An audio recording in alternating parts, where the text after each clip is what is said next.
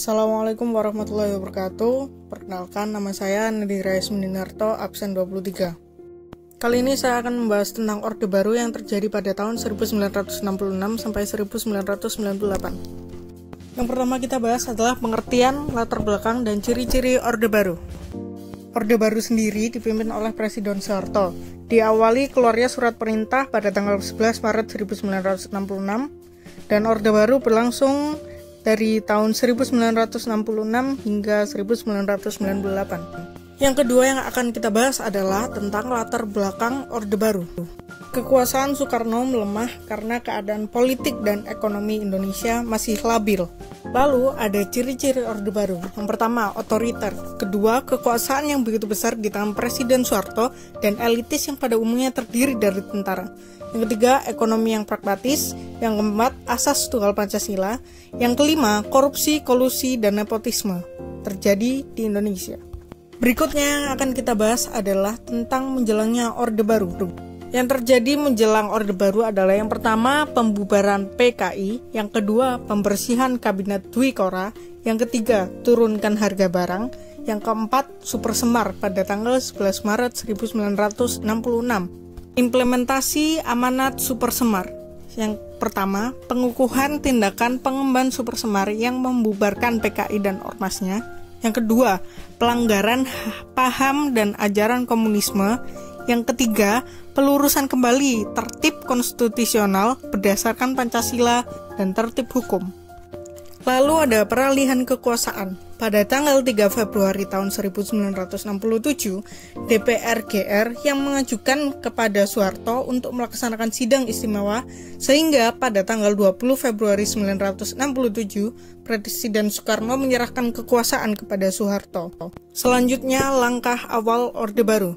Mengoreksi total penyimpangan yang dilakukan Orde Lama, penataan kembali seluruh aspek kehidupan berbangsa dan bernegara, menyusun kembali kekuatan bangsa guna tercapainya stabilitas nasional. Lalu kita akan membahas tentang stabilitas dan konsolidasi ekonomi. Yang pertama, melakukan pelita pembangunan 5 tahun. Yang kedua, masuknya lembaga keuangan seperti IMF dan World Bank. Yang ketiga, pemberlakuan Undang-Undang Nomor 1 Tahun 1967 tentang penanaman modal asing atau PMA. Yang keempat, Undang-Undang Nomor 6 Tahun 1968 tentang penanaman modal dalam negeri atau PMDN. Selanjutnya, di Orde Baru, stabilitas politik. Yang pertama, melaksanakan pemilu tahun 1971.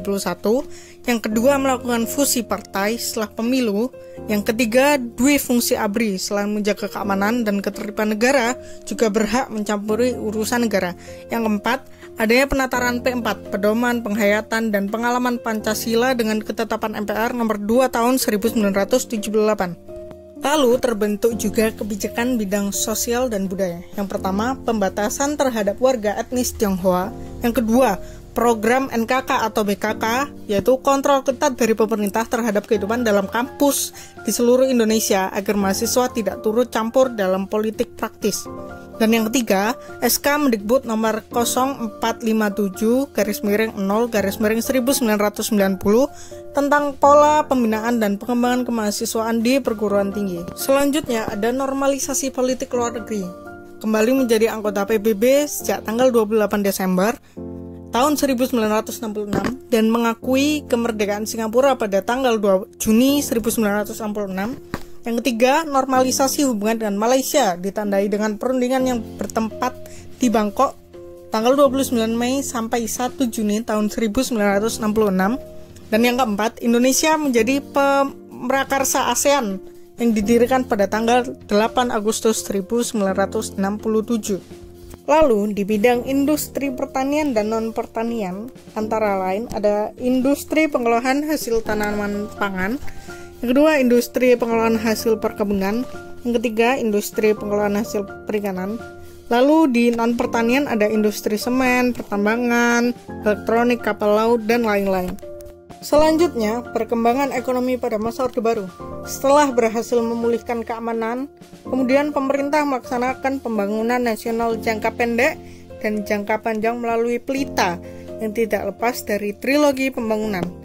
Lalu, trilogi pembangunan yang pertama, pemerataan pembangunan dan hasil-hasilnya yang menuju pada terciptanya keadilan sosial bagi seluruh rakyat. Yang kedua, pertumbuhan ekonomi yang cukup tinggi. Yang ketiga, stabilitas nasional yang sehat dan dinamis. Selanjutnya yang akan kita bahas adalah konflik perpecahan pasca Orde Baru. Pemerintah mengutamakan persatuan dan kesatuan bangsa dengan caranya meningkatkan transmigrasi merata ke seluruh pelosok negeri. Namun, dampak negatifnya muncul kecemburuan terhadap penduduk pendatang karena penduduk pendatang dapat banyak bantuan dari pemerintah. Dan salah satu yang terjadi adalah konflik sampit, yang dimana suku Madura dan Dayak terdapat konflik yang bermula pada tanggal 18-19 Februari tahun 2001 yang memakan korban kurang lebih 500-1.500 jiwa dan sebagian besar adalah orang Madura. Selanjutnya, kelebihan sistem pemerintahan Orde Baru antara lain adalah sukses transmigrasi, sukses KB, sukses memerangi buta huruf, sukses swasembada pangan, pengangguran minimum, dan lain-lain. Lalu, kelemahan sistem pemerintahan Orde Baru antara lain ada semaraknya korupsi, kolusi, dan nepotisme. Yang kedua, munculnya rasa ketidakpuasan di sejumlah daerah karena kesenjangan pembangunan, terutama di Aceh dan Papua. Yang ketiga, kecemburuan antara penduduk setempat dengan para transmigran yang memperoleh tunjangan pemerintah yang cukup besar pada tahun-tahun pertamanya. Yang keempat adalah penggunaan kekerasan untuk menciptakan keamanan, antara lain dengan program penembakan misterius atau disingkat sebagai Petrus. Yang kelima adalah tidak ada rencana suksesi, penurunan kekuasaan dan kepemerintah atau presiden selanjutnya, dan lain-lain.